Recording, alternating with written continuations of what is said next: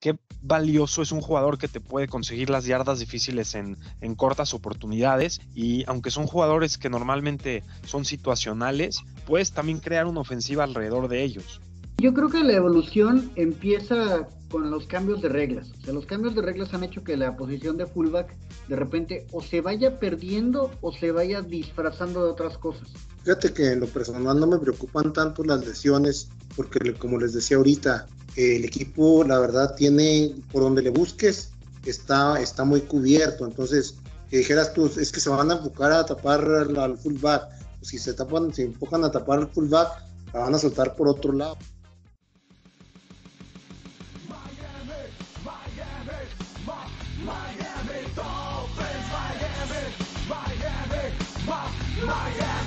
Somos Fanatics, sean ustedes bienvenidos a otra edición de las batallas en el roster. En este capítulo vamos a recordar una de las posiciones que marcaron una época en los Delfines de Miami, porque parte de la historia de los más de 50 años que lleva esta franquicia no podrían ser contados si no estuviera un nombre que incluso lo mencionamos en las batallas de hace unas semanas, como lo fue nuestro legendario fullback Larry Csonka. Y en este capítulo vamos a recordarlo a él y su importancia, porque vaya que marcó, insisto, una época tanto en la conferencia americana como en la NFL. Pero antes de tocar los temas para este capítulo, les mando los micrófonos a mi compañero Roberto Merino, quien nos dará la alineación de este programa. Marco Sacal, número 10, wide receiver, 1.79 de estatura y exjugador de los Mustangs. Y con el número 13, quarterback, Carlos Alberto Camacho Villegas, con su 1.84 y egresado de la Universidad de Brigham Young. Adam Gómez, portando el número 20, running back, con 1.60 de estatura y egresado del Tecnológico de Veracruz. Y queda con ustedes su head coach, César Mercado. Hola César, ¿qué tal? Buen día, qué gusto saludarte a ti, a todos nuestros compañeros, al gran invitado que tenemos hoy en día, que vamos también a presentarlo más adelante, y muy emocionado porque la posición de fullback es una posición que va a regresar naturalmente a esta ofensiva, a la ofensiva de los Dolphins que viene del árbol de Kyle Shanahan. Y bueno, es una posición clave. Me he pasado el offseason estudiando el playbook de Mike McDaniel, lo que utilizaron en los años pasados, y es una posición verdaderamente importante en esta ofensiva. No utilizan a los fullbacks solamente tradicionalmente, sino que los mueven por todos lados, y bueno, ya platicaremos más adelante acerca de esto, pero bueno, no me quería perder este programa, entonces estoy aquí con todos ustedes. Hola a todos, ¿cómo estamos? Otra emisión más de las batallas, todos listos, estamos para darle con todo y venimos con la espada desenfundada. Realmente es la posición quizás que más transición nos va a hacer sufrir este año. Es un año en el que volveremos a tener fullbacks, volveremos a tener las formaciones de poder y volveremos a tener la capacidad de mover el balón quizás, como lo hicieron los Niners el año pasado, o emulando épocas de gloria para nuestra franquicia. Entonces, creo que va a ser un capítulo muy bueno en el que vamos a estar viendo la parte estratégica que va a tener Mike McDaniel implementando en nuestra ofensiva, y también, pues, dando la importancia que tiene la posición del fullback a través de la historia de los Dolphins. Entonces, pues, bienvenidos al podcast. El invitado de este día es un fanatic que ha tenido la fortuna de poder ver gran parte de la historia de nuestros Miami Dolphins y sobre todo notar el impacto que tuvo este jugador en la primera parte de la década de los 70s. Sí, fanatics, estoy hablando de Larry Csonka, el fullback, una posición que con el paso de los años ha ido perdiendo protagonismo, y aunque la NFL ha tratado de hacer un deporte aéreo, la realidad es que los corredores y los fullback son parte importante en el pasado, presente y futuro de esta liga, por más de que la tendencia no sea así. Le damos la bienvenida a Carlos Alberto. ¿Cómo estás, Carlos? Bienvenido. Mucho gusto. Bienvenido, Carlos. Y la primera pregunta que quisiera hacerte es, cuando le dicen Larry Csonka, ¿qué es lo primero que se te viene a la mente? Un jugador que va con todo, que intimida a los defensivos por su forma de golpear. Son años de Pro Bowl, son épocas de gloria para los Delfines de Miami. No puede ir separado ni Brian, ni Bob Greasy, ni Csonka, ni el no-name defense. O sea, son parte integral del éxito de los Delfines de los 70s. Pues mira, es uno de los jugadores más importantes de esta franquicia. Yo diría que el segundo más importante después de Dan Marino, campeón del Super Bowl en 2 ocasiones, MVP de un Super Bowl, quizás el fullback más dominante de la historia de la NFL, y es un jugador que tiene su número retirado con el equipo, bien merecido, es un ícono. Por ahí lo vemos todavía de vez en cuando nombrar en el draft a los jugadores seleccionados, y es un jugador que es un ídolo dentro de este equipo, de esta franquicia. Es un jugador único, con mucho poder, con mucha garra. Por ahí recuerdo que en algún momento era el único jugador ofensivo en tener un unnecessary roughness en un acarreo que tuvo, donde golpea con sus brazos a los defensivos y los sacaba de contexto. Entonces, pues un jugador verdaderamente increíble de ver. Larry Csonka, estimado Adam, uno de los miembros que tienen los Delfines como Salón de la Fama. ¿Cuáles son los recuerdos que tienes de este legendario jugador? Mira, de Larry Csonka, lo más impresionante es la capacidad que tenía para hacer yardas de la nada. Realmente era un bulldozer y era alguien que tanto podía acarrear el balón y llevarlo las yardas necesarias, como también podía abrir la avenida y hacer que el Mercury Morris funcionara detrás de él, y hacía realmente que las jugadas fuesen imparables. Entonces, él realmente hizo un sistema de juego a partir de toda la capacidad física que tenía. Entonces, para mí, Larry Csonka representaba eso, poder. Carlos, ¿qué partido recuerdas, o además de los Super Bowls en los cuales tuvo la oportunidad de estar Larry, qué otros juegos o momentos tú tienes de este número 39? Ya realmente lo veo como algo muy integral, así un juego específicamente, pues obviamente los juegos de Supertazón que se ganaron y que han pasado más de cuántos años, 65, 70 años que no hemos vuelto a llegar a uno. Y bueno, te debo de comentar que mi edad son 51 años, pues yo realmente lo vi en videos, nunca lo vi en partidos en vivo, ¿verdad? Entonces no soy un experto en la materia de lo que es Larry Csonka, sin embargo sí entiendo lo que significa para la franquicia. Te lo decía ahorita, como tanto Larry Csonka como Bob Greasy, ¿verdad? Que no, a mí en lo personal no me tocó verlos, como me tocó ver a Marino, sobre todo a Marino, Clayton Duper, etcétera, etcétera.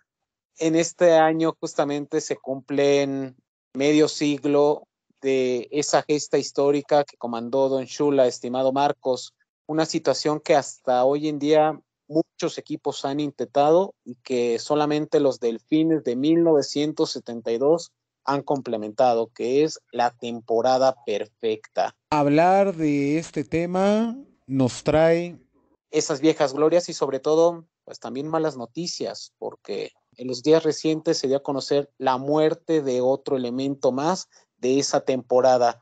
¿Qué recuerdas de esos Dolphins del 72? Sí, bueno, hay que recordar que antes de que tuvieran esa temporada perfecta, un año antes fueron al Super Bowl, lo perdieron en contra de los Cowboys en el 71, pero ya era un equipo que, a pesar de ser joven, ya venía revolucionando y haciendo ruido en la NFL unos años atrás, con la llegada de Don Shula, que venía de los Indianapolis Colts, Baltimore Colts en ese momento. Había sido un head coach que había llegado al Super Bowl, pero no había podido ganar, y hasta que llegó a los Dolphins pudo lograr esa hazaña, y Larry Csonka fue parte fundamental porque era prácticamente la identidad del equipo. Era un equipo que te iba a ganar en las trincheras, corriendo físicamente, ganando las yardas difíciles y desgastando las defensivas. Entonces, pues Son casi fue parte integral de esta franquicia y parte del ADN hasta hoy en día de esto. Y bueno, pues todos hemos visto estos highlights de Larry Sonka corriendo encima de los Washington Redskins y también de los Minnesota Vikings. Entonces, pues muy agradecidos realmente, aunque tampoco me tocó verlo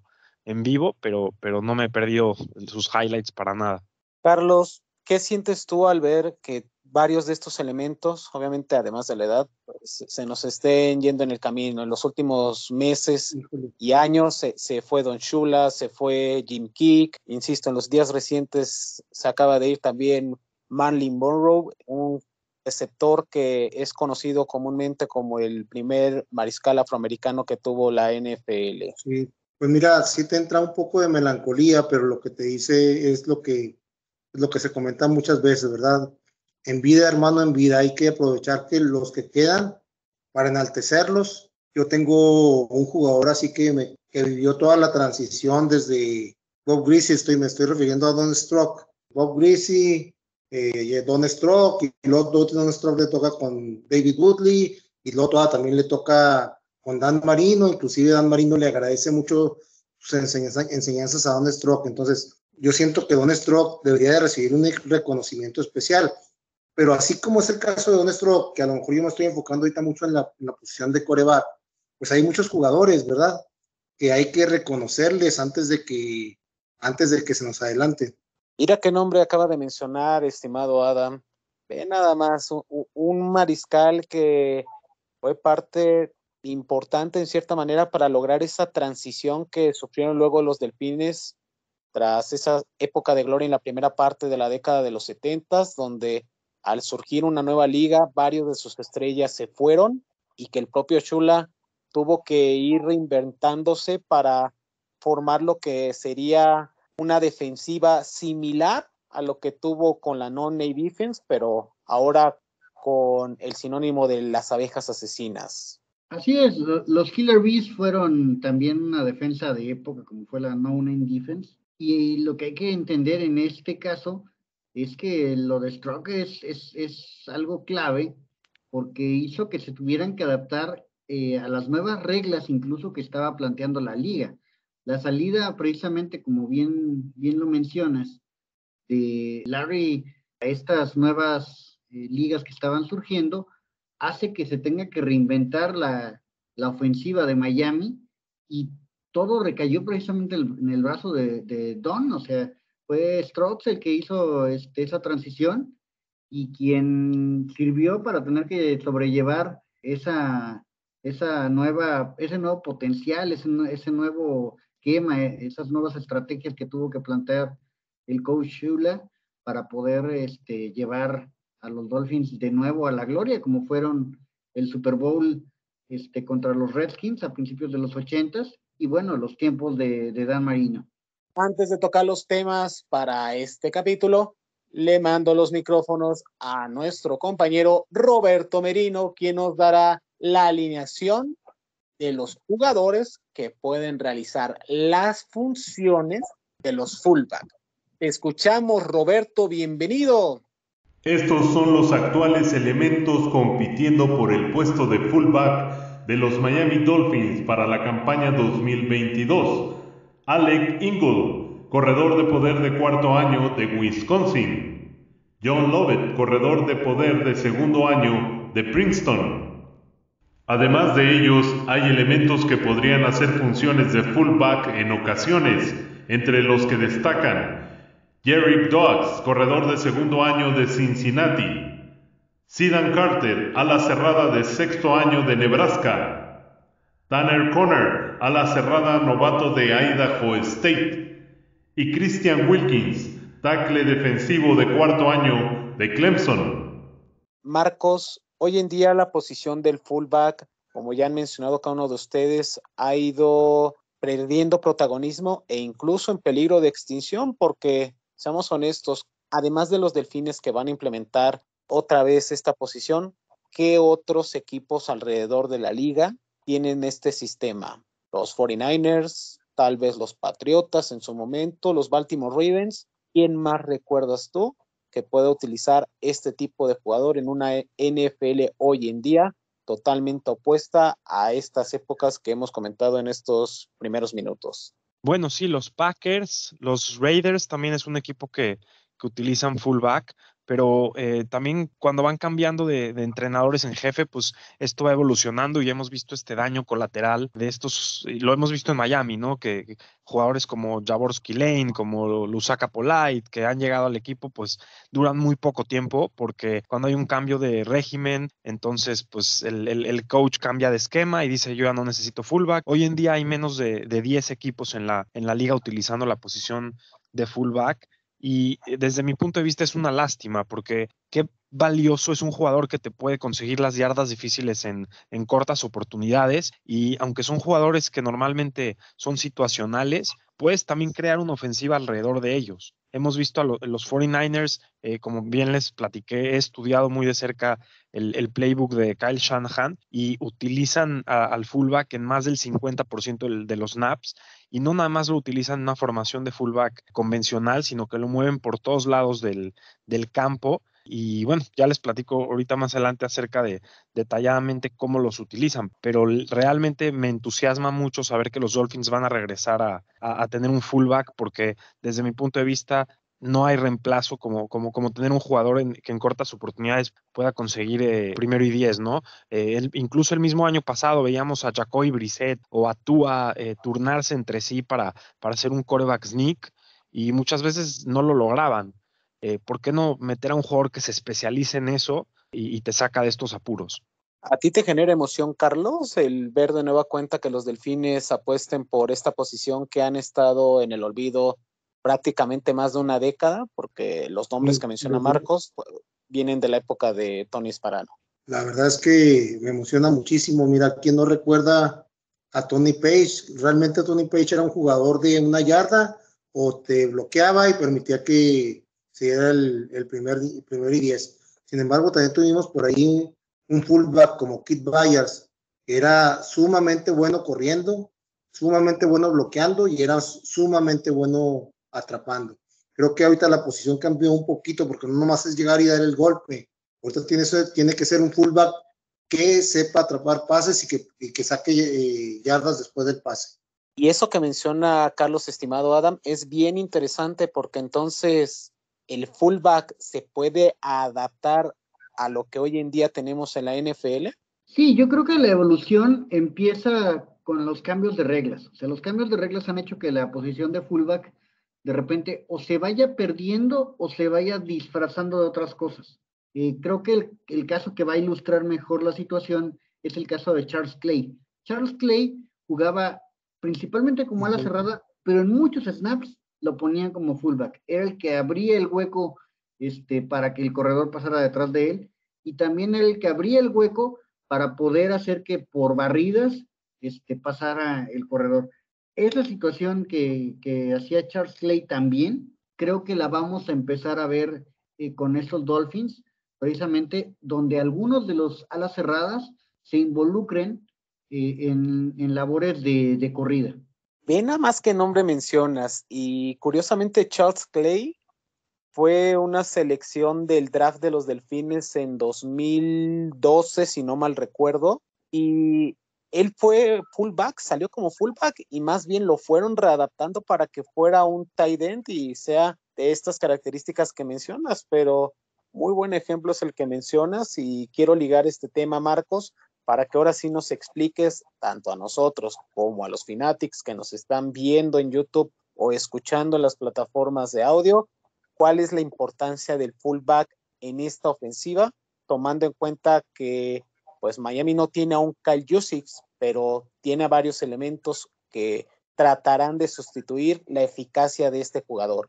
Sí, bueno, tomando el ejemplo de Kyle Juszczyk, pues es un jugador que, como bien les platiqué, se coloca en el campo en más del 50% de los snaps. Es un jugador que el año pasado estuvo el 56% de las veces y los 49ers utilizaron el 61% de los snaps con dos corredores, siendo uno de ellos algún fullback y Juszczyk obviamente tomando la mayor parte de estos snaps. Pero es un jugador que en alguna ocasión lo vi colocado en 8 veces seguidas en diferentes posiciones en el campo, en un mismo drive. Entonces lo ves colocado de repente en I formation atrás del corredor, luego lo ves colocado al lado del left tackle en 3 puntos como un tight end, luego lo ves haciendo un fake de un jet sweep como si le van a dar un acarreo, y realmente lo usan los 49ers como un comodín. Ahora, no creo que los Dolphins tienen en el roster un jugador con esas características, aunque Alec Ingold no es tampoco tan distante a él. Pudiera ser ocupado Alec Ingold en diferentes roles, pero lo que hacen los 49ers con Juszczyk es verdaderamente maravilloso. Es el comodín que realmente lleva a la ofensiva. O sea, es el jugador que, aunque quizás no tenga lo mayor targets, es el jugador que lo usan para digamos, distorsionar a la defensiva, para confundir a la defensiva, lo alinean en diferentes lugares y es el que hace el trabajo sucio. Ya veremos qué tanto los Dolphins le dan importancia a esta posición, pero lo van a hacer. Alec Ingold seguramente va a ser un jugador importante en esta ofensiva y ha sido maravilloso estudiar lo que hace Shanahan en esta ofensiva y Mike McDaniel al mismo tiempo, porque es un jugador que lo utilizan para confundir a la defensiva y no es nada más un fullback convencional que te va a dar los bloqueos, que te va a abrir en el juego terrestre y que también te va a dar corto yardaje. Es un jugador que lo ocupan en todos lados. Entonces, por otro lado, Alec Ingold también es un jugador que los Raiders lo ocuparon en varios roles y es uno de los 3 jugadores que desde el 2019 tiene más snaps jugados, tiene más de 500 snaps desde el 2009 hasta hoy en día. Entonces es un jugador que tiene experiencia, que tiene el volumen, sabe jugar, es inteligente y bueno, le va a aportar seguramente muchas otras cosas. Por ahí hay otros jugadores que seguramente van a tratar de competir y ganarse algún lugar, pero no veo hoy en día a alguien en el roster que realmente le pueda quitar el trabajo a él. Es interesante y lo tocaremos un poquitito más adelante, ese tema de las batallas, Marcos. Y me gustaría saber, estimado Adam, si crees que esta posición será nada más de un hombre o habrá más de un involucrado.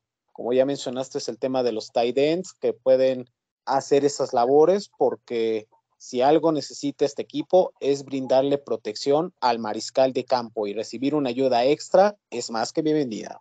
No, además de que en el esquema de Mike McDaniel, el fullback hace labores de protección, principalmente para hacer que la defensa se mantenga lo más sincera. Es decir, a veces hace fintas de que va a salir con pases con el fullback, a veces hace fintas de que va a hacer bloqueos, y eso distrae las situaciones de la defensa, ¿no? Yo creo que va a ser una situación variante con Miami y que va a ser evolutiva, y que al principio quizás va a ser una posición que traten de llenar con Ingold, pero después van a ir involucrando a muchos para hacer estas tareas, y voy a pluralizarlo por lo mismo que mencionó Marcos, que requieres que en cada jugada haya un rol distinto del fullback. Aquí creo que lo van a hacer con múltiples apariciones. O sea, yo veo al jovenazo de Princeton, John Lovett, como uno de los que se puede quedar para ser alguien que entre en labores tanto de equipos especiales como de fullback, porque le veo mayores cualidades para hacer esa flexibilidad que busca McDaniel.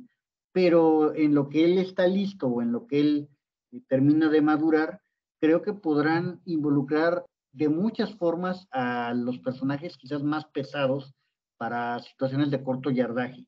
Entonces, en eso yo veo, por ejemplo, que Christian Wilkins pudiera tener alguna participación. También creo que el caso de alguno de los linieros ofensivos pudiera entrar también como tareas de fullback, dependiendo de cómo se den las situaciones del manejo de la línea ofensiva. Y lo que habíamos mencionado, ¿no? Que algunos de los alas cerradas pudieran tener una importante participación como fullbacks en este esquema ofensivo. Yo principalmente veo a Adam Shaheen y quizás a Hunter Long como los principales candidatos a esto, aunque el novato Tanner Conner parece ser que también tiene una fuerte chance de quedarse con esa oportunidad. Carlos, ¿te genera emoción este nuevo proyecto de Mike McDaniel? ¿Te sorprendió la salida del anterior entrenador, tomando en cuenta que tuvo 2 temporadas ganadoras y eso en Miami era algo que no ocurría desde hace 2 décadas. Mira, la salida no me sorprendió por todo lo que venía sucediendo.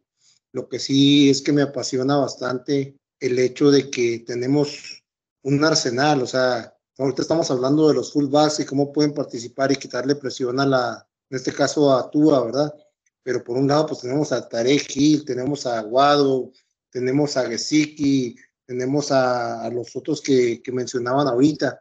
Entonces, yo siento que ahorita trae muchísima presión Gesicki, y si le organizan un buen tipo de juego, porque él es muy certero, o sea, hay que decirlo, es muy certero, le falta un poco de movimiento, y si los fullbacks lo apoyan con bloqueos, con corridas, con engaños de corrida y pase, yo creo que la ofensiva va a estar multifacética y nos puede dar muy buenas sorpresas, pero sí la verdad es que me emociona muchísimo. Ya han mencionado varios nombres de esta ofensiva y si quieres empezamos contigo, Marcos. ¿Cuál es la batalla, además de esta posición, no solo por el puesto titular, porque tanto John Lovett como el caso de Alec Ingold son 2 elementos que llegaron en este año para esa posición? Sin embargo, ¿crees que sean los únicos, como comenta Adam, para obtener ese puesto titular? ¿O a qué otros elementos le ves oportunidad para robarle tiempo de juego, incluso su lugar en este roster? Mira, yo creo que hablando de la posición de fullback y cómo la maneja Shanahan, es una posición que, como ya les platiqué, es muy compleja y no es una posición simplemente alinearte adelante del corredor para abrirle espacio. Es una posición que tienes que entender muy bien varios roles, varias posiciones, y después argumentaría que después del quarterback, la posición de Juszczyk Juszczyk en San Francisco es el jugador que mejor conoce la ofensiva después del quarterback. No creo que sea exactamente el caso aquí en Miami, pero sí es una posición que necesita cierto conocimiento como para poder el día 1 en el roster pues empezar a jugar. Entonces creo que lo que quiero decir con esto es que no creo que traigan a alguien a competirle a Ingold, sino que van a tratar de más que nada empujarlo a que conozca bien el playbook y se convierta en este jugador clave. Y bueno, pues ya veremos qué sucede, porque uno nunca sabe qué puede pasar con lesiones y demás, pero creo que el puesto es de él. Y bueno, no sé si tu pregunta iba más también allá de otras posiciones o querías que me enfoque en fullback. Por el momento sería nada más en fullback, pero es interesante que Ingold parta como favorito, tomando en cuenta que viene de una lesión grave, que viene de una lesión donde incluso Las Vegas prefirieron darle las gracias, y aunque el aporte veterano que le va a brindar este equipo va a ser importante, sí considero un foco de atención que los 2 fullback que se tiene actualmente en el equipo, estimado Carlos, vengan de lesiones. Entonces, ¿crees que eso pueda ser un impedimento, tomando en cuenta que la característica principal es el conseguir esas yardas difíciles y chocar frente a las trincheras contrarias? Fíjate que en lo personal no me preocupan tanto las lesiones, porque como les decía ahorita, el equipo, la verdad, tiene, por donde le busques, está muy cubierto. Entonces, que dijeras tú, es que se van a enfocar a tapar al fullback. Pues si se enfocan a tapar al fullback, la van a soltar por otro lado. O sea, el arsenal está bastante extenso. Entonces, es obviamente la posición de fullback sumamente importante por todo lo que hemos comentado. Pero a mí, la verdad, las lesiones, de que vienen de lesiones, no me preocupa. Creo que van a hacer un muy buen papel esta temporada. Yo veo a los Delfines esta temporada ganando 7 u 8 partidos por marcador abultado. O sea, con eso te quiero decir que el arsenal está enorme. Estoy diciendo que ganan de 7 a 8 por marcador abultado, pero no estoy asegurando que vamos a ganar 13 o que vamos a ganar 12, ¿verdad? Hay que ganar los otros juegos difíciles. Yo creí que ya te ibas a unir a nuestro compañero Adam, que mostraba esa euforia cuando mencionamos en los capítulos del podcast que iba a obtener más de 10 victorias e incluso pelear la división. No, pero yo sí me uno, yo sí creo que va a haber más de 10 victorias. Nada más que en esta división, para poder pasar, necesitamos las 11 o las 12, porque tú sabes que realmente va a definir mucho los partidos contra Búfalo. Yo lo que decía, va a haber 7, 8 partidos donde Miami, a diferencia de otras temporadas, va a arrasar con el rival y ganar 3 o 4 partidos más apretados para llegar a las 11 o 12 victorias. Interesante, estimado Carlos. Adam, además de esa batalla que ves en el puesto titular entre el Lovett y Ingold, ¿qué otros elementos, además de los tight end, consideras que puedan estar dentro de un rol secundario en caso de que algunos de estos dos elementos no pueda mantenerse sano, como ya lo han demostrado en las temporadas previas? Bueno, yo para empezar creo que por eso yo veo que esto no va a ser un rol fijo, o sea, de una sola persona. Creo que ellos van a tener el puesto titular de fullback, lo que es Ingold al principio, y Lovett lo veo como más un proyecto de que sea él el bueno para quedarse con las riendas de esta posición tan importante en la ofensiva de Mike McDaniel, pero también evidentemente los corredores van a estar tratando de involucrarse en esto y quizás le esté metiendo un poco más al maíz el buen Dobbs y pueda hacerse del puesto de fullback él como parte de su desarrollo. O sea, estamos hablando que Jerry Dobbs, quien llegó como novato el año pasado, séptima ronda, pues tendría toda la oportunidad de quedarse con el puesto de fullback si logra un desarrollo adecuado, si convence a los coaches de que puede él ser el que lleve la batuta. Por otra parte, como bien mencionaba, entre los tight ends hay muchas opciones de que de repente se vuelvan plurifuncionales, algunos de ellos, y que también incluso algún jugador que todavía no está en el roster llegue y se haga del puesto de fullback. ¿Tú sí le ves oportunidades a Tanner Conner, Marcos? Porque Adam lo puso sobre la mesa, pero no sé qué tanto tonelaje tenga este muchacho para poder cubrir esa área tan importante para el esquema y sobre todo por lo que mencionaste. Si alguien puede ocupar ese rol del fullback en la ofensiva de Miami, es quien tenga mejor protección, porque si ven los juegos contra los Rams, sobre todo el que tuvieron San Francisco y los actuales campeones en la Bahía, se nota el trabajo de esa unidad y de esa posición. ¿Crees realmente que hay algún otro elemento además de Ingold y de Lovett que puedan ocupar ese puesto? No sé si Tanner Conner es el jugador que pudiera llegar a ocuparlo. Es un jugador extremadamente rápido y aunque no hay mucho film de él, porque realmente lo he buscado, pues corrió en 4.30 y pico el 40 yard dash y es un jugador que puede jugar creo que mejor como de tight end, híbrido, pero no sé si es tu prototipo jugador que puede llegar a bloquear. Sí es uno de los jugadores que más me intrigan y que voy a estar viendo de cerca en training camp seguro, porque digo, es un jugador que me llama mucho la atención principalmente por sus cualidades físicas y sus measurables, sus condiciones físicas. Entonces, pues es un jugador que lo voy a ver muy de cerca. Yo veo a Ingold y veo al otro jugador, a Lovett como realmente los que van a estar compitiendo, y creo que un agente libre, pues nunca debemos de descartarlo, ¿no? O sea, un jugador, si llegara a pasar algún tipo de lesión, fullbacks normalmente son posiciones que hay veteranos disponibles y que los puedes tomar de waivers, los puedes tomar de agencia libre. Entonces, no descartaría esa situación. Hay que acordarnos también que el backfield de los Dolphins pues está ya muy lleno, ya hay muchos jugadores, está Sonny Michel, está Mostert, está Gaskin, está Chase Edmonds, y bueno, el fullback de alguna manera pues forma parte de este backfield.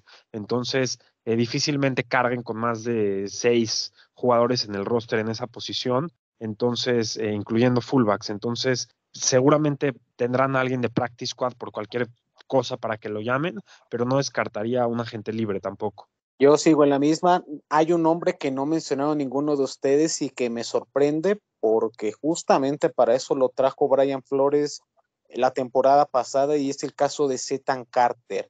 Es un jugador que te puede jugar como fullback y que te puede hacer las opciones de tight end, como bien ha comentado Adam, y sobre todo por esa inestabilidad. Yo sigo pensando en el tema de las lesiones. Cuando un jugador está tocado, por más de que pueda tener una rehabilitación, puede llegar en algún momento a recaer, como lo comentamos hace un par de episodios cuando hablamos de Terron Armstead y sus problemas de lesiones. Entonces, no estaría mal ir pensando más allá del talento que tenga este veterano jugador proveniente de Las Vegas, en elementos para agregar profundidad, porque si algo tengo el temor, y no me vas a dejar mentir, Carlos, es que la ofensiva, a pesar de que sea muy explosiva con los nombres que ya has mencionado, dejen de un lado el juego terrestre como ha venido ocurriendo en los últimos años.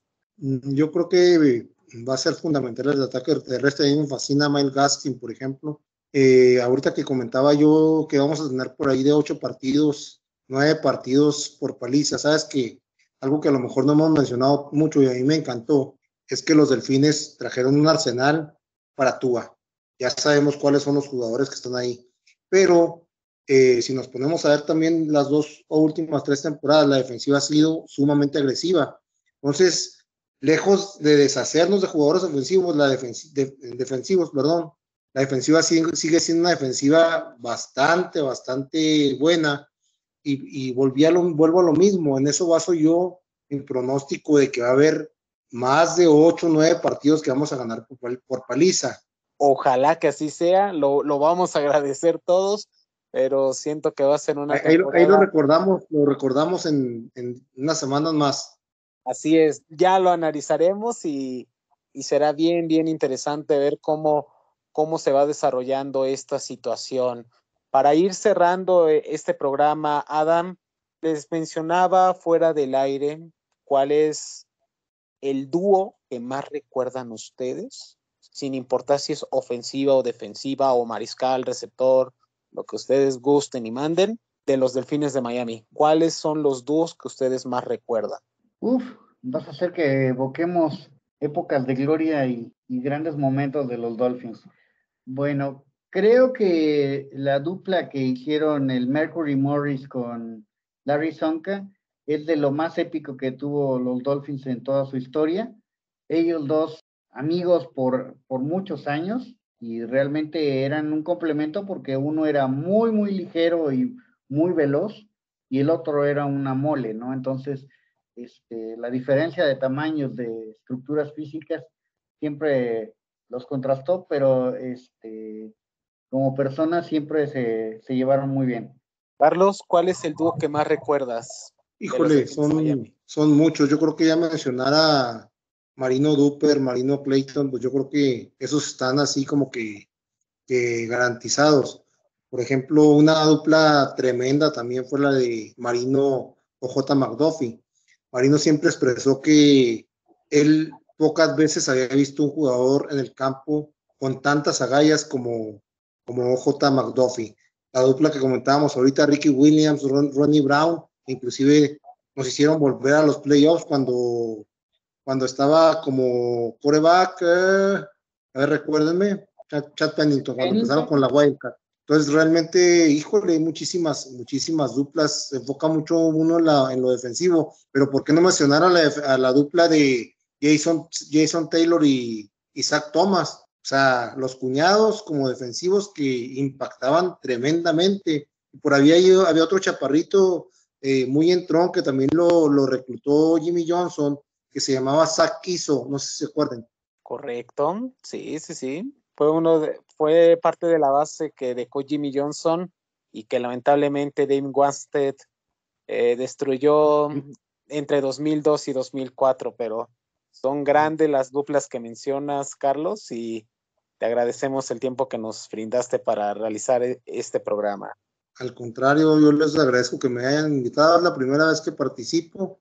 Me agarraron un poquito en frío porque fue un jugador, Larry Csonka lo vi en highlights nada más. Entonces se complica un poquito ahí, ¿verdad? Y ahorita que mencionaban a Mercury Morris también en highlights. Son parte de la historia de este equipo y que sin duda alguna hoy en día lo vamos a revivir mucho más porque, insisto, se cumplen 50 años Fanatics, 50 años de la temporada perfecta, 50 años del primer título de esta franquicia, 50 años el momento en que Don Shula se consolidó el patriarca de esta franquicia al demostrar que sí pudo ganar los partidos importantes y llevar a los Delfines a lo más alto.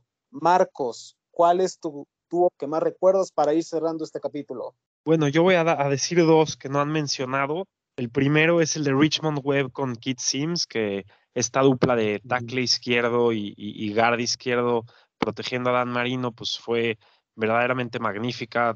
Dan Marino era el quarterback menos capturado de la NFL durante muchos años, tuvo rachas de varios partidos que ni siquiera lo capturaron y bueno, pues realmente dos jugadores increíbles. Richmond Webb, un jugador que tuve la fortuna de entrevistar y que merece estar en el Salón de la Fama. Y otra dupla que me gusta mucho es la de Jason Taylor, pero no con Zach Thomas, sino con Trace Armstrong, que pues es otro defensive end que se cruzaron a finales de los 90, del 97 al año 2000, y dos jugadores verdaderamente dominantes. Armstrong tuvo una temporada de 16 capturas y media en el año 2000, y Jason Taylor tuvo también en ese año, si no me equivoco, aquí lo tengo enfrente de mí, 14 capturas y media. Entonces, entre estos dos jugadores lograron 30 capturas, y también era una dupla muy, muy, muy buena.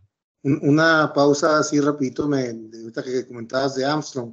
¿Cómo olvidar aquel partido contra los Bills de Buffalo que estaba de quarterback Doug Flurry y que llega y le da su recetada de Armstrong para que soltara el balón y ganamos en playoffs, ¿sí recuerdan? ¿Cómo no lo vamos a recordar, Carlos? Si es la única vez que Miami le ha derrotado a los Bills en playoffs. Claro que lo recordamos. Eso es todo, pero vendrán mejores tiempos. Claro que sí, y aquí lo estaremos analizando en Somos Dolphins.